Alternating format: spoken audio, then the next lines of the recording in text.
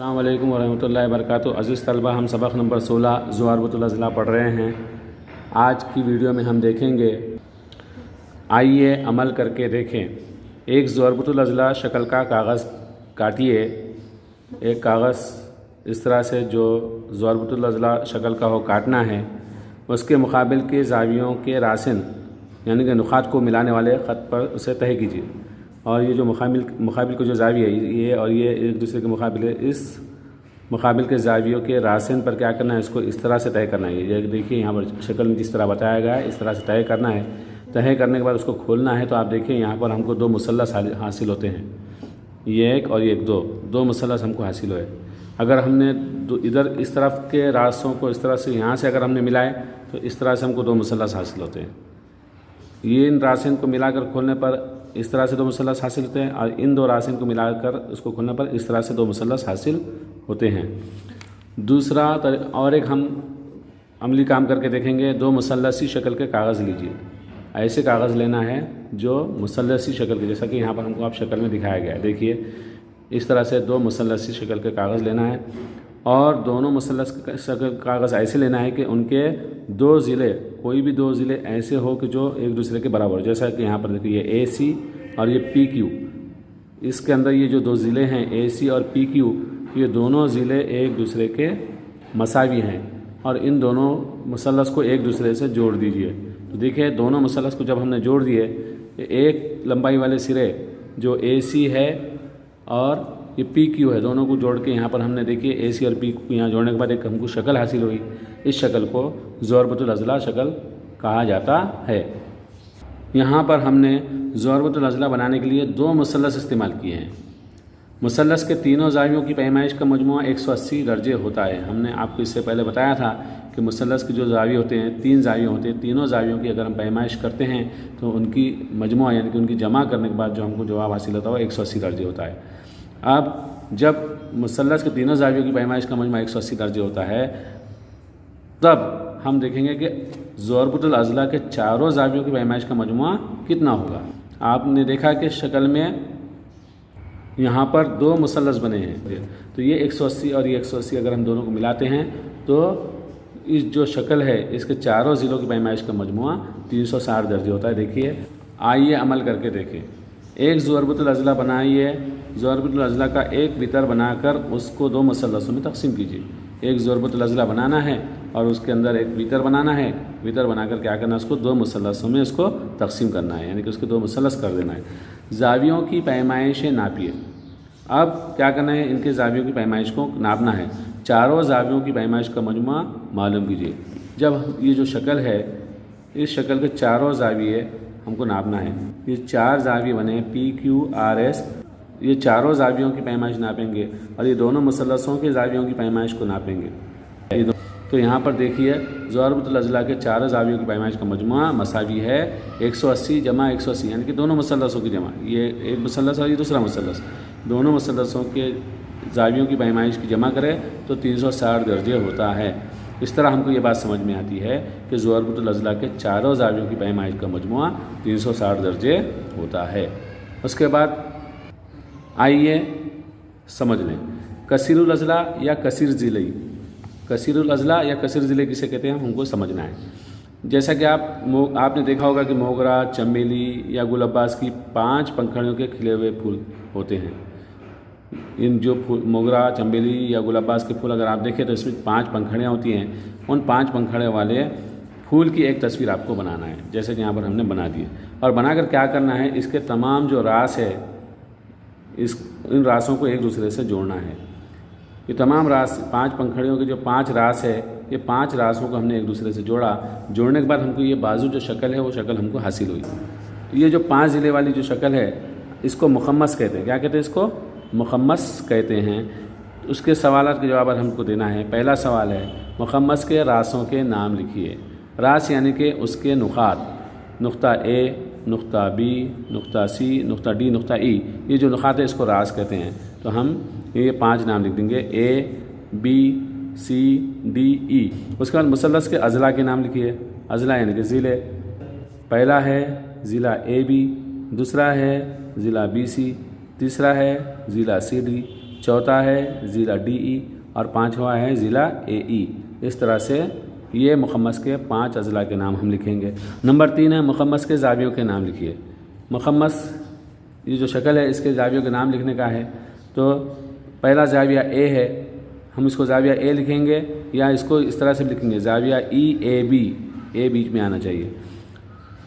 B है ज़ाविया, तो B को बीच में लेकर लिखेंगे हम ज़ाविया ABC। C है तो ज़ाविया BCD। उसके बाद D ज़ाविया है तो ज़ाविया CDE। उसके बाद ज़ाविया E है तो ज़ाविया DEA या AED। इस तरह से हम ज़ावियों के नाम लिखेंगे। इस तरह देखिए यहाँ पर मुसल्लस, ज़ुअरबतुल अज़ला, मुखम्मस और 5 से ज़ायद ज़िले वाली बंद शक्ल को कसीरुल अज़ला या कसीर ज़िले ही कहते हैं। अब जैसे कि मुसल्लस है 3 ज़िले वाली शक्ल है, ज़ुअरबतुल अज़ला 4 ज़िले वाली है, मुखम्मस 5 ज़िले वाली शक्ल है। मुसल्लस, ज़ुअरबतुल अज़ला, मुखम्मस और 5 से ज़ायद ज़िलों वाली बंद अशकाल को हम क्या कहते हैं? कसीरुल अज़ला कहते हैं या कसीर ज़िले ही कहते हैं। मश्की सेट नंबर 37 सवाल है, ज़ैल की शक्लों का मुशाहिदा कीजिए और उनके नाम लिखिए। अब इन शक्लों का मुशाहिदा करना है, देखना है कि इसके अंदर कितने ज़िले हैं, कौन सी शक्ल में कितने अज़ला हैं, और उस लिहाज से हम क्या करेंगे? उस शक्ल का नाम लिखेंगे। अब जैसे कि यहाँ पर पहली जो शक्ल है इसके अंदर 5 अज़ला है, 1 2 3 4 5। तो 5 अज़ला वाली जो शक्ल अभी हमने आपको बताए हैं, देखे हैं, उसको क्या कहते हैं? मुखम्मस कहते हैं। क्या कहते हैं इसको? मुखम्मस। उसके बाद दूसरी जो शक्ल है इसमें 6 अज़ला हैं। देखिए यहाँ पर ये 1 2 3 4 5 6। ये जो 6 ज़िले वाली जो शक्ल है इसको कहते हैं मुसद्दस। क्या कहते हैं इसको? मुसद्दस। और उसके बाद जो तीसरी शक्ल है इसके अंदर यहाँ पर आप देखिए 1 2 3 4 5 6 7 अज़ला हैं। 7 ज़िले वाली जो शक्ल होती है उसको कहते हैं मुसब्बा। मीम सीन बे आइन, मुसब्बा कहते हैं। उसके बाद जो चौथी शक्ल है इसके अंदर देखिए 1 2 3 4 5 6 7 8 अज़ला हैं। 8 अज़ला वाली जो शक्ल है उसको मुसम्मन कहते हैं। क्या कहते हैं इसको? मुसम्मन कहते हैं। अब मश्की सेट नंबर 38 है, उसका पहला सवाल है, ज़ुअरबतुल अज़ला XYZW बनाइए और उसकी बिना पर ज़ैल के सवालों के जवाब लिखिए। अब पहला सवाल है, मुकाबिल के ज़ावियों की जोड़ियाँ लिखिए। यहाँ पर हमने शक्ल बना दी है सवाल के मुताबिक XYZW। अब हमको सवालों के जवाब जो तो यहाँ पर लिखना है। जैसा कि यहाँ मुकाबिल के ज़ाविये X के मुकाबिल में Z है और Y के मुकाबिल में W है, तो 2 जोड़ियाँ बनती है। तो हम यहाँ लिखेंगे ज़ाविया X और ज़ाविया Z, ये एक जोड़ी बन गई, और दूसरी जोड़ी बनेंगी ज़ाविया Y और ज़ाविया W। इस तरह से ये 2 जोड़ियाँ बन गई। मुकाबिल के ज़ावियों की जोड़ियाँ सवाल के मुताबिक हमने बनाए। दूसरा सवाल है, मुकाबिल के ज़िलों की जोड़ियाँ बनी। अब मुकाबिल के ज़िले मतलब XY के मुकाबिल में WZ है, एक जोड़ी बन गई, और XW के मुकाबिल में YZ है। इस तरह मुकाबिल के जो ज़िले हैं उसकी भी 2 जोड़ियाँ हमको यहाँ पर बनती हैं। पहला है ज़िला XY और WZ, दूसरा है ज़िला XW और ज़िला YZ। ये दोनों एक दूसरे के मुकाबिल के ज़िले हैं। उसके बाद तीसरा सवाल है, मुतस्सिला ज़िलों की जोड़ियाँ लिखिए। अब तीसरा क्या है? मुतस्सिला ज़िलों की जोड़ियाँ लिखिए। मुतस्सिला मतलब ऐसे ज़िले जो एक दूसरे से जुड़े हुए हैं, ऐसे अज़ला की हमको जोड़ियाँ बनाना है। तीसरा सवाल है, मुतस्सिला ज़िलों की जोड़ियाँ लिखिए। मुतस्सिला मतलब ऐसे अज़ला जो एक दूसरे से जुड़े हुए हैं, ऐसे अज़ला की जोड़ियाँ यहाँ बनाना है। अब जैसा कि यहाँ पर आप देखिए, ज़िला XW को ज़िला WZ जुड़ा हुआ है, और ज़िला XY को ज़िला YZ जुड़ा हुआ है। XW और WZ, तो नंबर 1 जोड़ी लिखेंगे हम, ज़िला XW और ज़िला WZ। दूसरी जोड़ी XY और YZ, दूसरी जोड़ी लिखेंगे ज़िला XY और ज़िला YZ। اس طرح یہ متصلہ ضلعوں کی جوڑیاں ہم نے لکھی ہیں۔ نمبر 4 ہے متواتر زاویوں کی جوڑیاں لکھی ہیں۔ متواتر یعنی کہ ایک دوسرے کے جو متصل ہے، جس کو ہم متصلہ زاویے بھی کہیں گے، تو متصلہ زاویوں کی جوڑی ہم کو لکھنا ہے۔ تو جیسا کہ یہاں پر شکل میں دیکھیے آپ، یہاں پر پہلی جوڑی ہے ایکس اور ڈبلو، ایکس سے ڈبلو جڑا ہوا ہے، تو ہم لکھیں گے نمبر 1 زاویہ ایکس اور زاویہ ڈبلو۔ دوسرا ہم لکھیں گے زاویہ ڈبلو اور زاویہ زیڈ ایک دوسرے سے متصل ہے یا ایک دوسرے کے متواتر ہے، تو دوسری جوڑی لکھیں گے زاویہ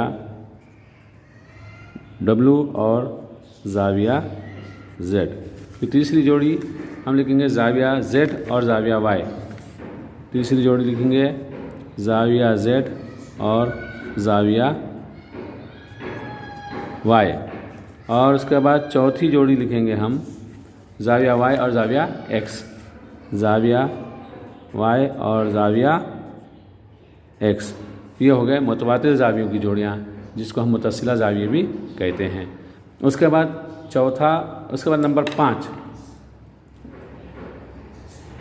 نمبر 5 ہے، پانچواں سوال ہے ضربۃ الاضلاع کے وتروں کے نام لکھیے۔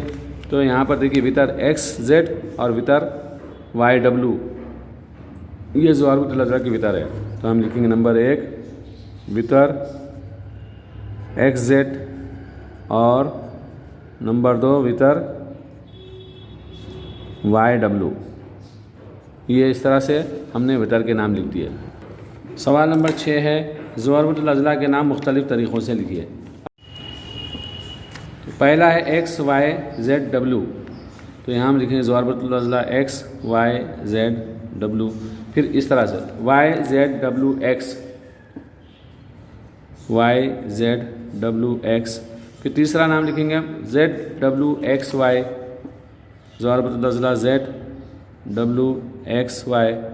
چوتھا ہم نام لکھیں گے ڈبلو ایکس وائی زیڈ، ضربۃ الاضلاع ڈبلو ایکس وائی زیڈ۔ اس طرح یہ گھڑی کی سوئی جس طرح گھومتی ہے اس طریقے سے ہم نے 4 طریقے سے اس کے نام لکھے ہیں۔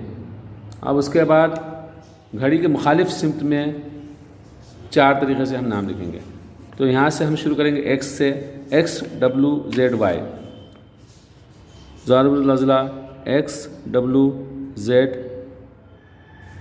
وائی۔ پھر دوسرا نام زیڈ وائی ایکس ڈبلو، تیسرا نام لکھیں گے ہم Y X W Z, Y X W Z, اور چوتھا نام لکھیں گے ضربۃ الاضلاع ڈبلو زیڈ وائی ایکس۔ اس طرح سے ہم 8 طریقے سے ضربۃ الاضلاع کا نام لکھ سکتے ہیں، یہ اس طرح 4 طریقے سے اور یہ 4 طریقے سے۔ سوال نمبر 2 ہے خالی چوکون میں کثیر الاضلاع کے ضلعوں کی تعداد لکھی۔ اب یہ جو خالی چوکون ہے یہاں پر کثیر الاضلاع جو ہیں ان کے ضلعوں کی تعداد لکھنا ہے۔ جیسا یہاں ہے ضربۃ الاضلاع، تو ضربۃ الاضلاع میں کتنے اضلاع ہوتے ہیں؟ 4 اضلاع ہوتے ہیں۔ مسمن میں کتنے اضلاع ہوتے ہیں؟ 8 ہوتے ہیں، تو یہاں لکھیں گے ہم 8۔ مخمس میں کتنے ہوتے ہیں؟ 5، تو ہم لکھیں گے 5۔ مصبہ میں کتنے ہوتے ہیں؟ 7، تو ہم لکھیں گے یہاں پر 7۔ اور مسدس میں کتنے ہوتے ہیں؟ 6، تو ہم یہاں لکھیں گے 6۔ اس طرح یہ سوال نمبر 2 ہوا۔